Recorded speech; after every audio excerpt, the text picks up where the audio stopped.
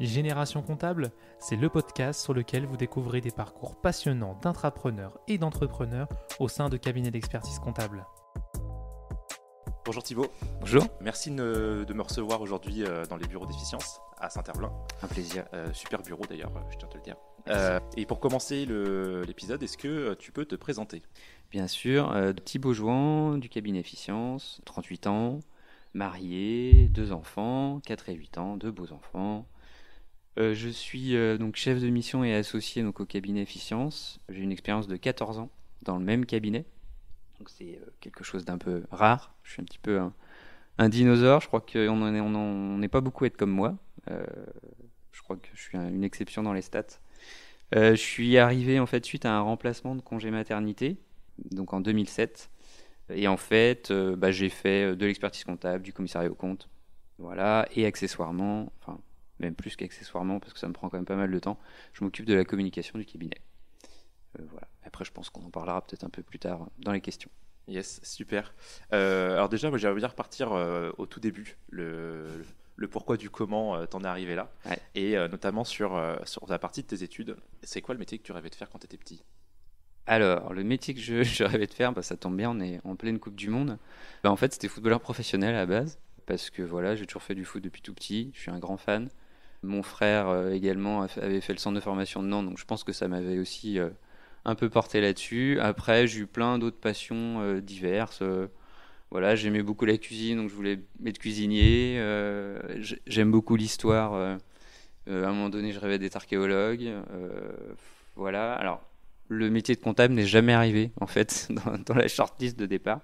Ça marche. Il est venu beaucoup plus tard. Ok, ça marche. Au niveau de tes études, comment tu es arrivé à faire des études de compta ? Si tu en as fait, je sais même pas. Si, j'en ai fait quand même un petit peu. Ok. À la base, j'ai fait un bac ES. Ouais. Voilà, j'étais un élève, on va dire, moyen. J'avais la moyenne à peu près partout. Je bossais quand même. Donc j'ai toujours eu ça en moi aussi.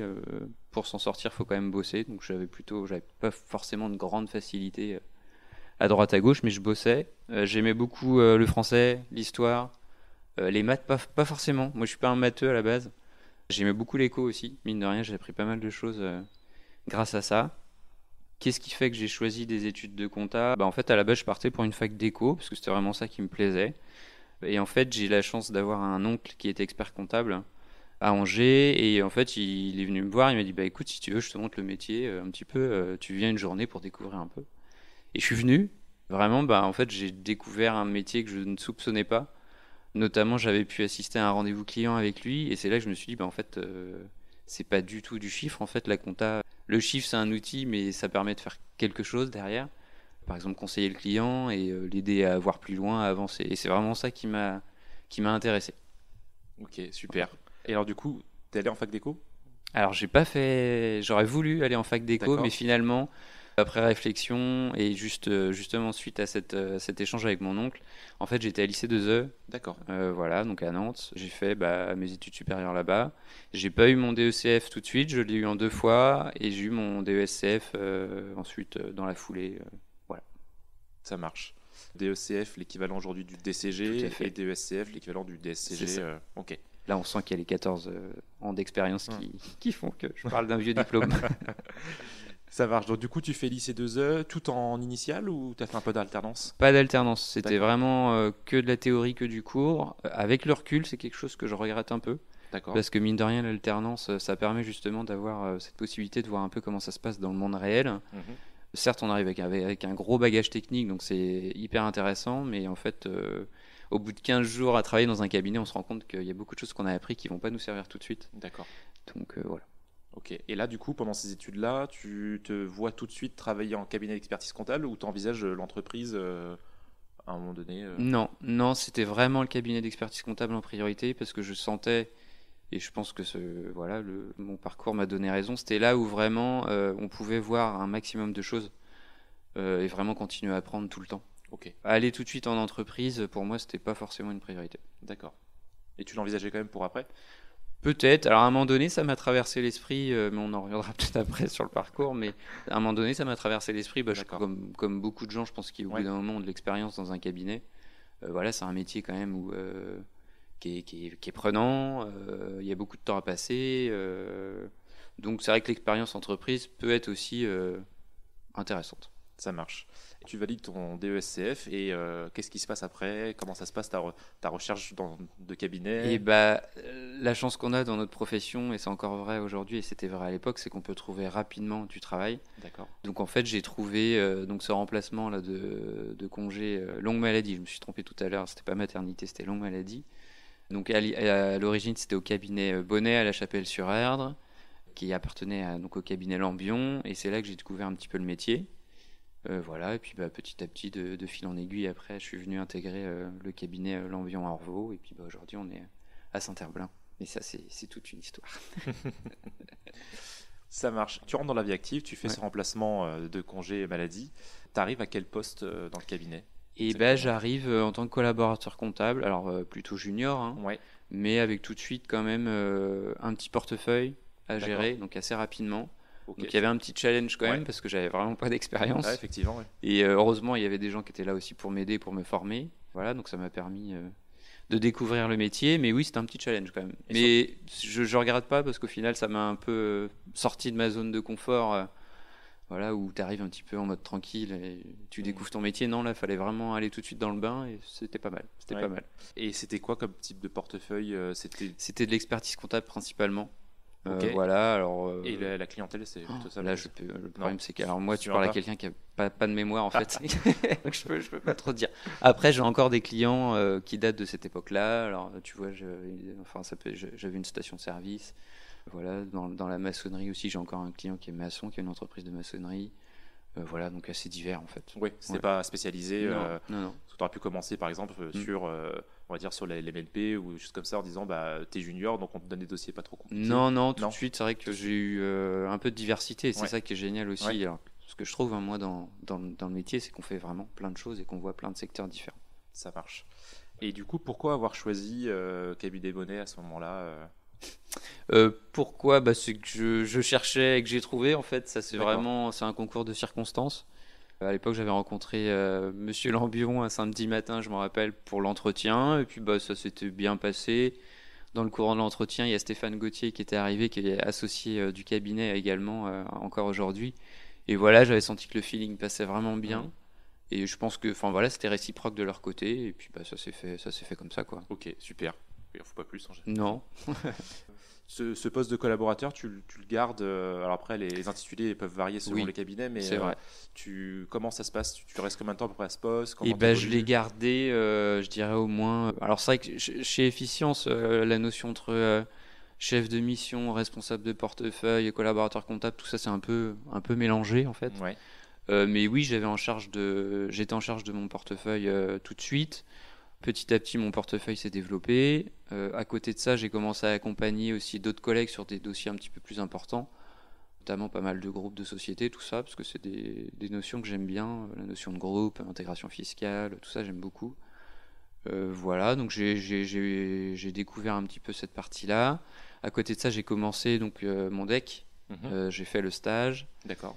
Alors, je ne sais même plus c'était en quelle année, mais j'ai fait le stage. J'ai fait mes 3 ans de stage, donc j'ai fait nécessairement du commissariat aux comptes. Oui. Métier aussi que j'ai découvert, qui m'a très très intéressé, parce qu'on voit vraiment une autre facette. On rentre encore plus dans le cœur en fait de l'entreprise, et ça nous permet encore plus de sortir des chiffres.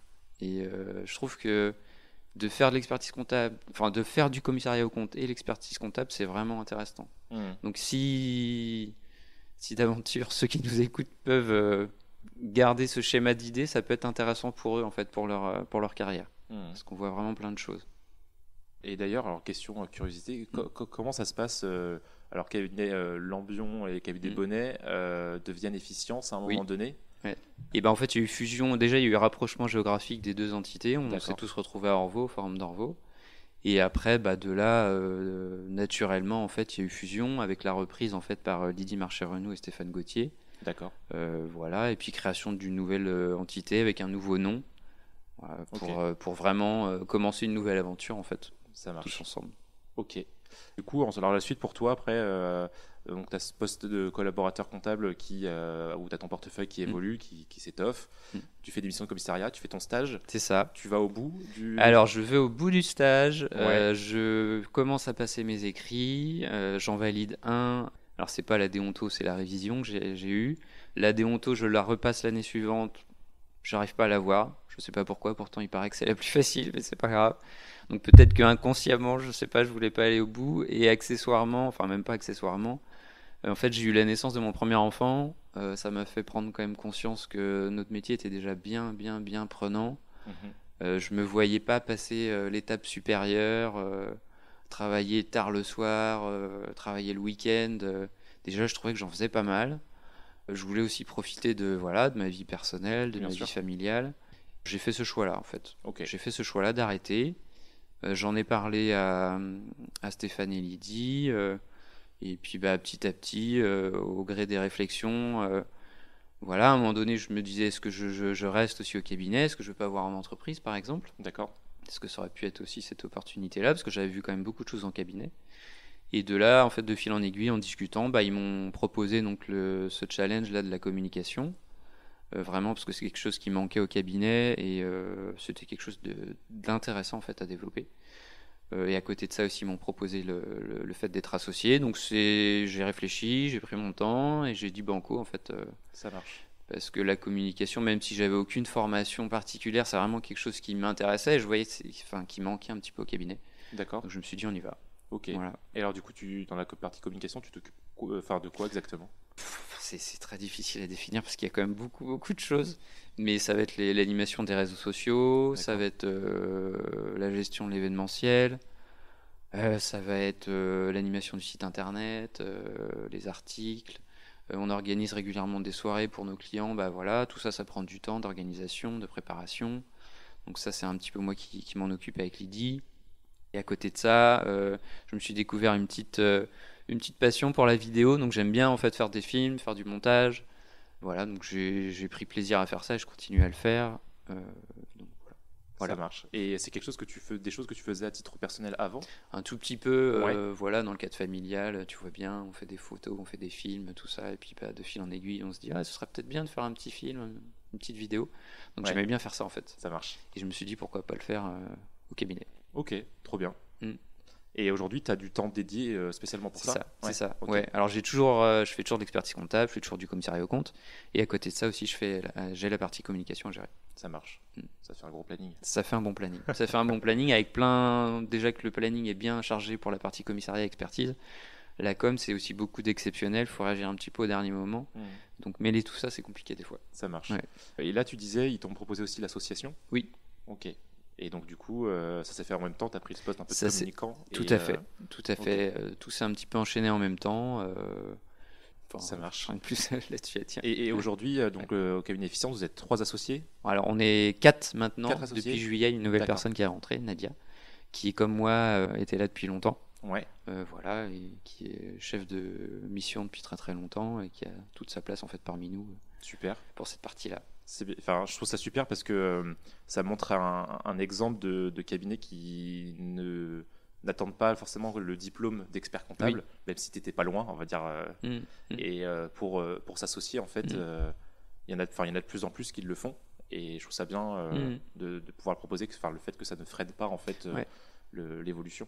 Non, mais tout à fait. C'est vraiment une volonté de Lydie et de Stéphane, effectivement, d'ouvrir un peu alors pas forcément à tout le monde la partie capitale, mais au moins le degré de décision, la prise de décision, on aime bien la partager avec les gens, au moins un petit peu, voir auprès d'eux, peut-être que même eux-mêmes ont des idées en fait. Dans les équipes, on aime bien faire des petits questionnaires, on aime bien prendre le pouls un petit peu. C'est pour ça qu'on a des réunions régulières. Avec des moments d'échange en fait. Okay. C'est vraiment important ça pour nous. Et ouais, du coup, est-ce que tu peux décrire un petit peu en quoi ça consiste d'être associé d'un cabinet? Associé d'un cabinet. Alors, associé d'un cabinet, alors il y a la partie effectivement un petit peu management qui rentre un peu en jeu, où on peut être amené à gérer une équipe, mine de rien. Et l'idée aussi d'être associé chez Efficience, c'est aussi développer une compétence particulière, ou gérer une partie en interne un peu particulières. Donc pour moi, c'est la communication. Voilà, pour Nadia, c'est plus la gestion interne. Donc c'est plein de petites choses comme ça qu'il faut intégrer en fait pour pouvoir être associé chez nous. Voilà. Ok, super. Et là aujourd'hui, ça fait combien de temps que tu es associé au cabinet? Ça fait depuis 2020. Ok, ça marche. Voilà. En pleine année Covid. C'était pour garder les troupes. Oui, non, je sais pas, mais voilà, ça m'a marche. permis de bien réfléchir en tout cas. Et maintenant, j'ai des questions sur du coup le cabinet Efficience, un peu plus lié. Ouais. Est-ce que tu peux décrire le cabinet? Et bah Efficience, en fait, on est 40 collaborateurs, donc on est basé sur Saint-Herblain. On a un nouvel établissement qui va s'ouvrir donc à Vertou début 2023.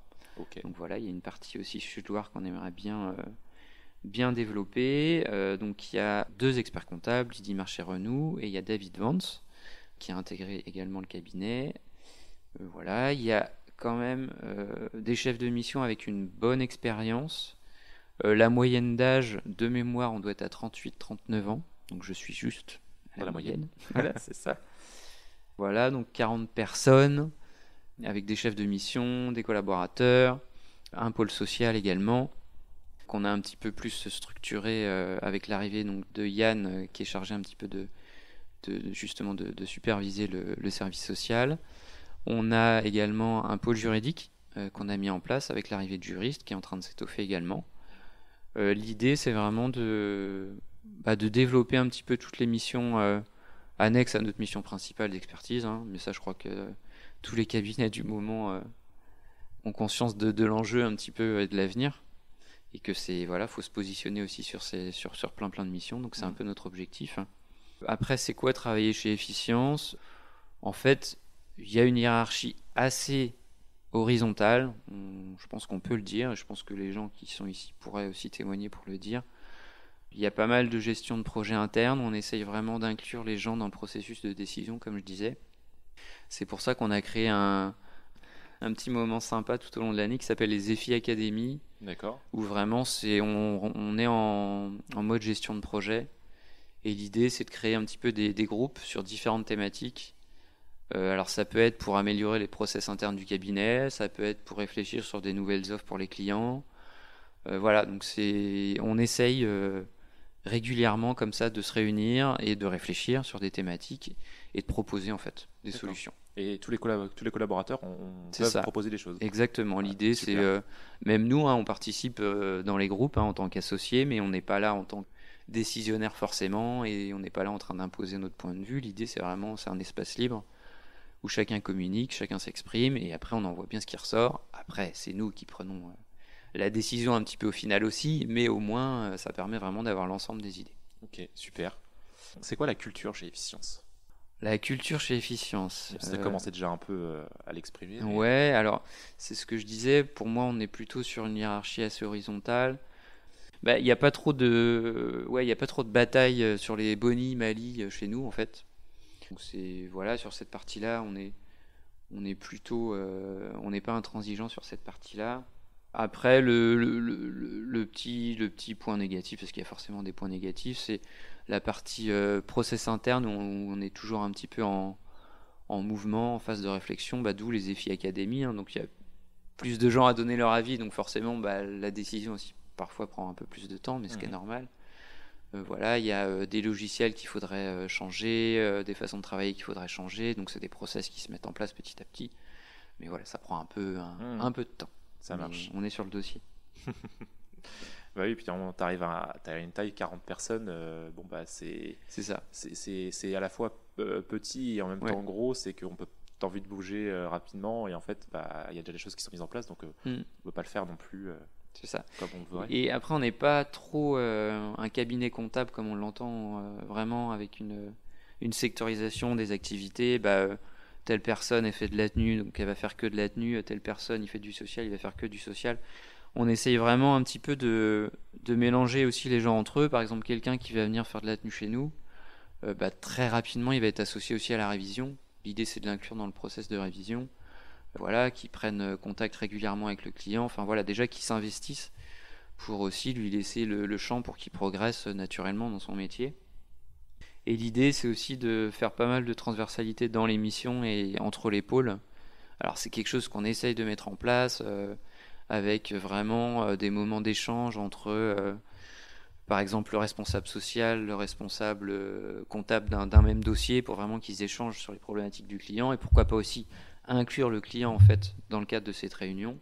Alors soit on le fait vraiment à la fin lors de la présentation du bilan, soit on essaye de le faire avant, déjà en amont pour prendre un petit peu le pouls et voir s'il y a des petites choses. Donc voilà, c'est vraiment essayer de encore une fois, chacun est libre de s'exprimer, peut apporter sa pierre à l'édifice. Tout ça, je pense, dans une bonne ambiance, je pense qu'on peut le dire. C'est ce qu'on retient quand même chez nous et c'est ce que les gens ont retenu. Les gens qui sont passés chez nous et qui sont partis, c'est vraiment ce qu'ils ont retenu. Et c'est le côté bonne ambiance. On a tous nos problèmes. On peut avoir des problèmes sur les dossiers, mais on essaie d'être solidaire, de s'aider, d'avancer ensemble. Très bien. Voilà. Super. J'ai des questions sur toi, un peu plus personnelles. Ouais. Aujourd'hui, tu es associé du cabinet. Est-ce que tu as toujours voulu devenir associé ? Est-ce que j'ai toujours voulu être associé ? Pas nécessairement au début, parce que quand tu arrives dans la profession, tu es en phase d'apprentissage, donc voilà, tu es là un petit peu pour faire tes preuves et apprendre. Après, petit à petit, comme je disais tout à l'heure, ça fait 14 ans que je suis là. La question est venue quand même. À un moment donné, même si tu touches un petit peu à tout, c'est normal que tu te poses la question, est-ce que je reste, est-ce que je reste pas ? Donc oui, la question s'est posée à un moment donné. Et je regrette pas, parce que ça m'a permis aussi, alors certes, développer la partie communication, donc c'est quelque chose que je pourrais aussi rajouter à mon CV, mais c'est le fait aussi d'être intégré en fait dans la décision et dans la vision stratégique. Ça, c'est un truc que j'ai découvert qui m'a vraiment, vraiment intéressé.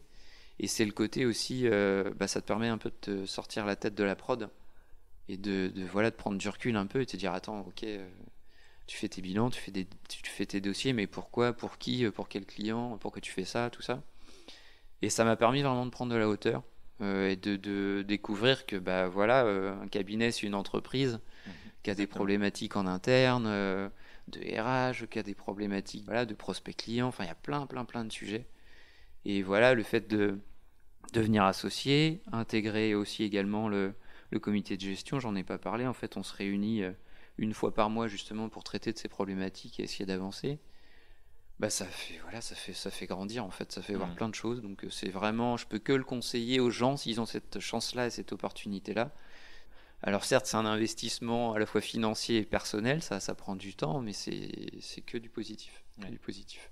J'imagine. Le fait que tu n'aies pas été au bout de ton diplôme d'expertise comptable, est-ce qu'à ce moment-là, tu t'es posé la question de te dire, finalement, peut-être que ça va me bloquer pour passer à l'association ? Non, parce que Stéphane et Lydie sont pas dans ce schéma-là, d'accord, où on raisonne que par le diplôme, et ce qui est plutôt une bonne chose, je trouve. Je suis d'accord avec toi. Voilà, l'idée, comme on disait tout à l'heure, on est un cabinet d'expertise comptable, mais pas que en fait. On peut développer plein d'autres missions et les gens ils peuvent avoir plein d'autres compétences.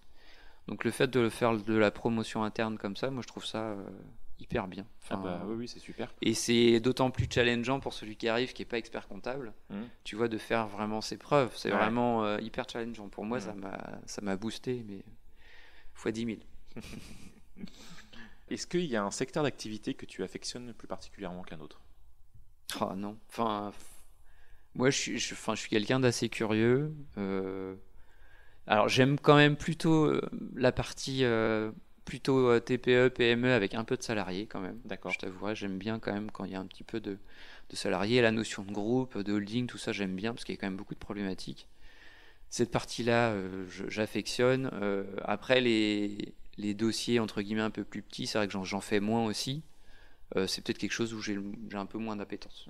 Mais après, j'ai pas de secteur d'activité privilégié parce que, encore une fois, chez nous, on n'a pas de sectorisation en fait. D'accord. J'ai du BNC, j'ai de la SCI, j'ai du groupe de société, je fais du commissariat aux comptes. Enfin, voilà, j'ai des associations, on fait plein de trucs différents. C'est ça aussi qui fait la richesse du métier. Exactement. Est-ce que tu te souviens de ton tout premier client ou d'un client qui t'a particulièrement marqué pour quelque chose qui peut être drôle voilà. Alors, encore une fois, je n'ai pas de mémoire. J'ai vu ta question, je l'ai lu ta question, j'ai réfléchi et non, en fait, non, parce que chaque situation est tellement différente, chaque client est tellement différent. Il faudrait vraiment que je prenne le temps de chercher, il y en a certainement. Mais Il n'y en non, a pas un comme qui ça, ressort comme ça. Non, malheureusement non. C'est Pour pas grave. la liste des anecdotes, j'ai rien. Ça marche. Comment t'expliquerais ton métier aujourd'hui à un enfant de 5 ans, enfin petit quoi, qui ne comprend pas forcément ce que tu fais? Alors ça, c'est intéressant comme question parce que tu vois, sur notre page recrutement, sur notre site internet, c'est une question qu'on a posée à nos collaborateurs D'accord. l'année dernière quand on a fait des capsules vidéo. Comment expliquer mon métier? Après le métier, il y a à la fois l'expertise comptable, il y a à la fois le commissariat aux comptes. Il y a plein de choses, effectivement. C'est ça. L'expertise comptable, alors j'avais trouvé une petite phrase que je trouvais qui était plutôt pas mal. C'est en gros, c'est faire parler les chiffres pour le compte du client et confronter ces chiffres à ses souhaits et à ses ambitions. Parce que en fait, les chiffres, c'est une chose. Comme on disait tout à l'heure, faut pas être nécessairement bon en maths pour faire de la compta. L'idée, c'est les chiffres, c'est un outil et ça permet de faire parler en fait, de faire parler le client et de voir c'est quoi ses souhaits, c'est quoi ses ambitions et du coup de se projeter avec lui. Donc pour moi, les chiffres, c'est juste un outil et l'expertise comptable, c'est pas que faire du bilan, c'est beaucoup de conseils en fait. Bien sûr. Voilà. Donc c'est pour moi, c'est comme ça que je peux résumer ça pour la partie expertise comptable. Et le commissariat aux comptes, le CARC, forcément, il y a la notion de légalité qui rentre en jeu. Et en gros, pour moi, c'est attester vraiment la véracité de l'information financière d'une entreprise. Et puis peut-être aussi, parce qu'on dit toujours le CAC, voilà, faut pas s'immiscer dans la gestion, faut pas faire de conseils. Le contrôle interne, quand même, mine de rien, quand on fait des missions de contrôle interne, on apprend plein de choses sur le fonctionnement à la fois du client et à la fois de l'entité. Par les autres sociétés qu'on peut voir et les autres entités, on apprend également plein de choses, donc on a plein de connaissances. Donc des fois, en faire profiter le client, mine de rien, sur les recommandations qu'on peut lui faire sur le contrôle interne, ça le permet de faire, de le faire avancer et qu'il se rende compte que des fois, il y a des grosses défaillances sur lesquelles il peut apporter des solutions. Oui, parce qu'au final, les recommandations que tu peux faire, que moi j'ai fait en tant qu'auditeur avant, je connais bien le métier, c'est une forme de conseil. C'est ça. Léger, mais de dire si vous faites comme ça marchera mieux. Et ça sécurise l'info financière. Exactement. Et ça sécurise derrière le bilan que tu sors. Voilà. Donc tout à fait. Est-ce que tu es actif à titre personnel sur les réseaux sociaux? Alors, les réseaux sociaux. Toi qui t'occupes de la communication du cabinet. Moi qui m'occupe de la communication. Alors à titre personnel, non.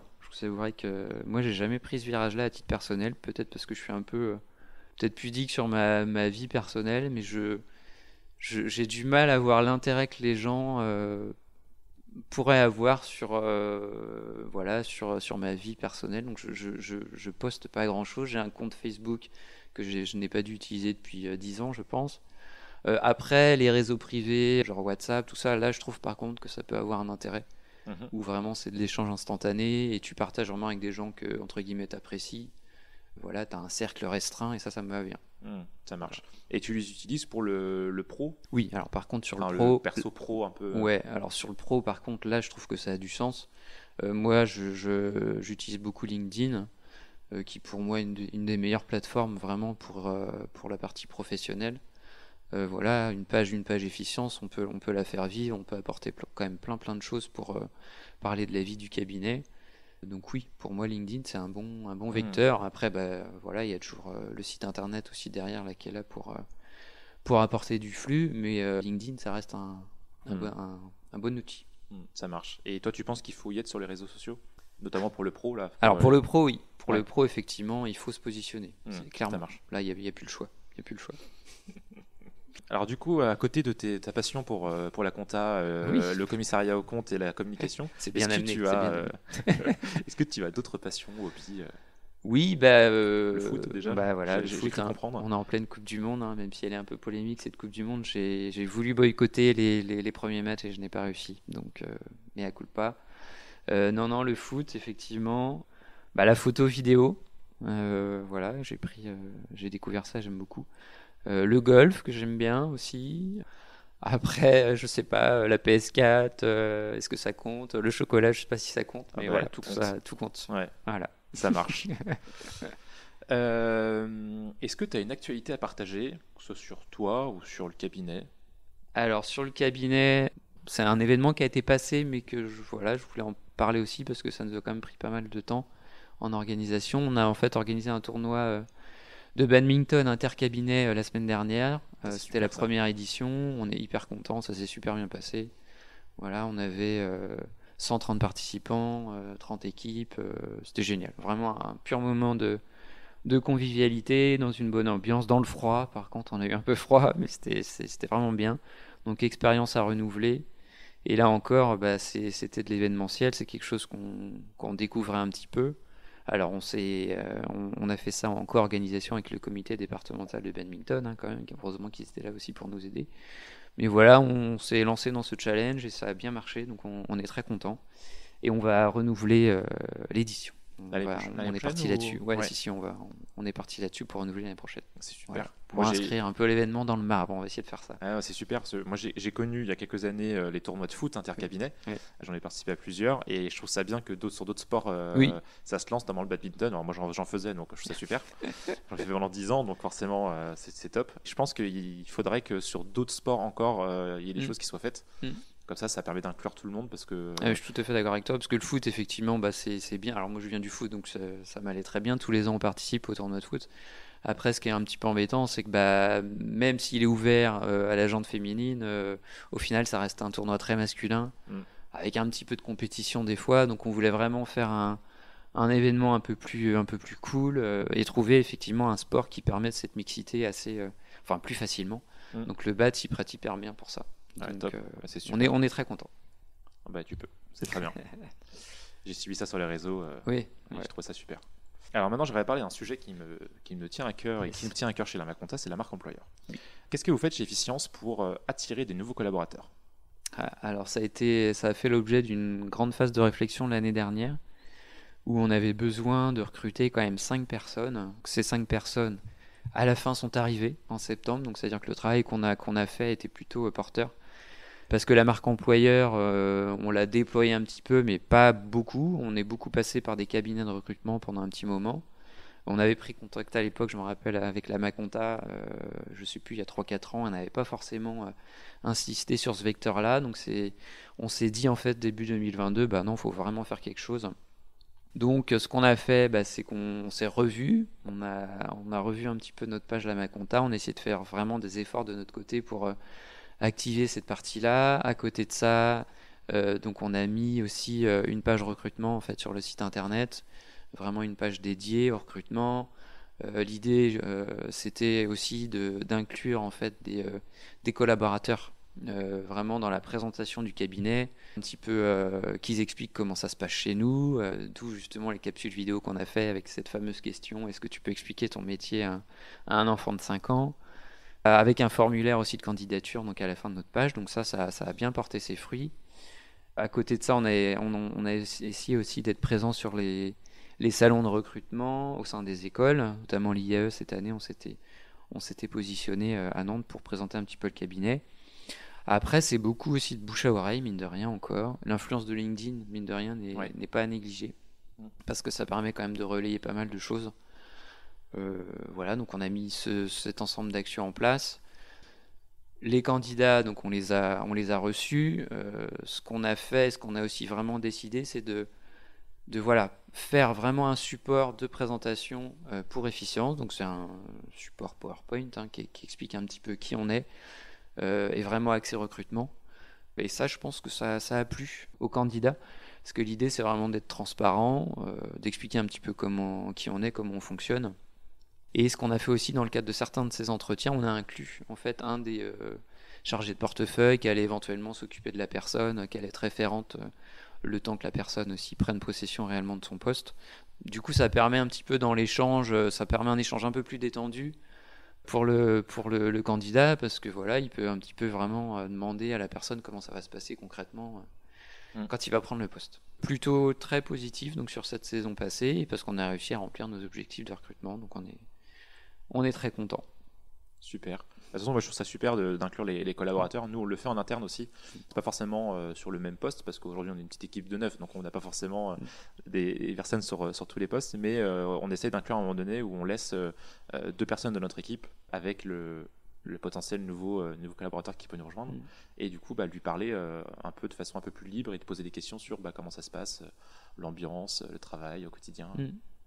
Ça top. Juste à titre personnel, moi je trouve que c'est bien parce que Efficience, vous avez un logo, vous avez une marque, un nom, et je trouve que pour le candidat, c'est bien de se repérer plutôt que d'avoir un peu l'historique cabinet avec le nom du fondateur et associé. Et je trouve que là, c'est bien, il y a vraiment quelque chose de... c'est vrai que c'est quelque chose qu'on a aussi. Ouais, on a vraiment, c'est vrai que j'en ai pas forcément parlé de ça, mais c'est quelque chose qu'on a essayé de mettre en avant, c'est le côté image de marque. On a vraiment fait un travail avec le lancement de notre site internet, c'était en 2021.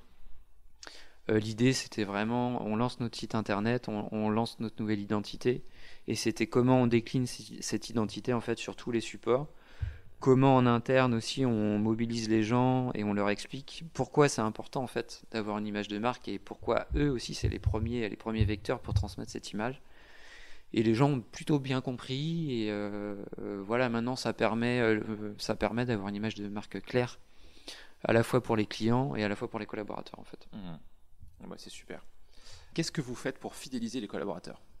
Est-ce qu'il y a des actions concrètes, particulières? Alors, il y a pas mal de petites choses. Pour la partie financière, après, je pense qu'il y a beaucoup de cabinets qui ont déjà ça, donc je pense pas qu'on va forcément innover, mais il y a l'intéressement, il y a la prime de cooptation, la prime de clientèle. L'intéressement, c'est pas quelque chose de très répandu. D'accord. Tu peux le dire. Très bien. Il y a de l'intéressement, il y a la prime de cooptation, la prime de clientèle. Voilà. Quand on reçoit aussi le candidat, on a prévu un petit kit d'accueil pour vraiment l'accueillir, qu'il prenne connaissance un petit peu des mots de passe, comment ça se passe pour le parking. Enfin voilà, il y a pas mal de petites choses. C'est top. On essaye. Le travail en équipe, qu'on essaye vraiment aussi de mettre en avant, encore une fois, en lui disant que certes, il a un portefeuille. Après, il sera peut-être amené à travailler aussi sur d'autres dossiers en binôme, en trinôme. Voilà. Et l'idée aussi, encore une fois, c'est la prise de pouls en fait régulière. Donc, on a régulièrement des moments d'échange. On a une réunion documentation un lundi sur 2. On a une réunion de bureau une fois par mois. On présente le bilan efficience donc à toute l'équipe. À chaque réunion de bureau, on essaie d'être transparent. On montre le chiffre d'affaires réalisé. On montre les objectifs. On montre pas mal de petites choses. On fait les petites douceurs du mois. Les petites douceurs du mois, en fait, c'est... on recense un petit peu les bons petits commentaires que les clients ont pu faire sur un tel et un tel. Voilà. Donc on essaye vraiment d'être le plus transparent possible et de communiquer là-dessus. Donc ça, je pense que ça plaît. L'EFI Academy, donc on en a parlé. L'idée d'inclure vraiment les gens dans le process de décision. Les locaux, mine de rien, comme tu le disais, on a des beaux locaux. Oui, et je pense que ça plaît. C'est toujours que ce soit les clients ou les collègues, c'est toujours un plaisir, vraiment, ils nous le disent, c'est un plaisir de venir travailler ici quand même. On est à 2 pas du Zénith, on a des locaux tout neufs, avec une belle déco, des beaux espaces, donc c'est vraiment top. Et encore une fois, je pense vraiment ce qui fait que c'est bien de travailler chez Efficience, c'est la bonne ambiance et la solidarité entre les gens, je trouve. Voilà. Top, super. Est-ce que chez Efficience, vous recrutez en ce moment? Alors oui, certes, on a réussi à retenir nos objectifs de recrutement. Oui, ça ne s'arrête jamais, comme beaucoup de confrères. En fait, on est encore à la recherche d'un collaborateur confirmé. Donc si jamais l'un d'entre vous est intéressé. La perle rare que tout le monde cherche. C'est ça, la perle rare que tout le monde cherche. Ouais. Vous prenez des stagiaires et alternants? Oui, là on va avoir 6 stagiaires, je crois, qui vont arriver sur la période là, de janvier à juillet, et un stagiaire aussi en communication, parce qu'on prend aussi quelqu'un en communication pour m'aider pendant cette période-là. Voilà, donc c'est l'IUT, c'est l'IAE, ça vient d'un petit peu partout, mais oui, on est ouvert aussi à prendre des stagiaires. Ouais. Super. Bon, il faut postuler chez Efficience. Oui, n'hésitez pas. Et alors, j'ai une dernière question. Je ne sais pas si tu l'as préparée celle-là, mais si tu étais un compte comptable, lequel serais-tu? Alors si, j'ai préparé parce que ça méritait quand même un peu de réflexion. J'en ai plusieurs à soumettre. Je ne sais pas si les idées ont déjà été soumises. Le compte 471 parce que c'est le compte préféré des clients. Voilà. Ça peut être un compte d'immobilisation parce que moi je suis là depuis tellement longtemps dans le cabinet que je fais un peu partie des murs. Donc voilà, je suis un petit peu une immo. Ou alors, et ça correspond peut-être plus à mon rôle chez Efficience, un compte transversal. Il y a le compte 180 qui existe, qui n'est pas trop connu, qui permet de faire le lien quand il y a plusieurs établissements dans une compta, qui permet de faire le lien. Donc je pense que c'est pas mal le compte 180. Eh ben, écoute, tu m'as sorti des comptes qui n'ont pas été utilisés pour l'instant. Très bien. Là, celui qui ressortait pour l'instant, c'était le compte 625. C'est vrai. Ouais, tout ce qui était frais de déplacement. Ouais, frais de déplacement, parce que en général, les experts comptables aiment bien se déplacer, aiment bien rencontrer leurs clients. C'est vrai. Et donc du coup, ça fait partie un peu de. C'est pas mal aussi. C'est pas mal aussi, effectivement. Non, mais c'est bien ce que. C'est bien. Que on va très bien. J'aime bien. Ouais. Bah écoute, merci. Et bah de rien. Un plaisir, Jason. Bah moi aussi, pareil. Et puis bah merci de nous avoir reçus aujourd'hui dans ces super locaux. Et bah venez voir, il n'y a pas de souci. Super. Salut Thibaut. Salut. À bientôt. À bientôt. Merci d'avoir écouté cet épisode. N'hésitez surtout pas à le partager autour de vous et à nous mettre une bonne note, ça nous fera super plaisir. Si vous recherchez un poste en cabinet d'expertise comptable, go sur lamaconta.co pour voir les dernières offres d'emploi. Pour finir, si vous avez des besoins sur la marque employeur et le recrutement, toute l'équipe de Lamaconta se tient à votre disposition pour vous accompagner. Je suis Jason Foisson et je vous dis à très vite sur Génération Comptable.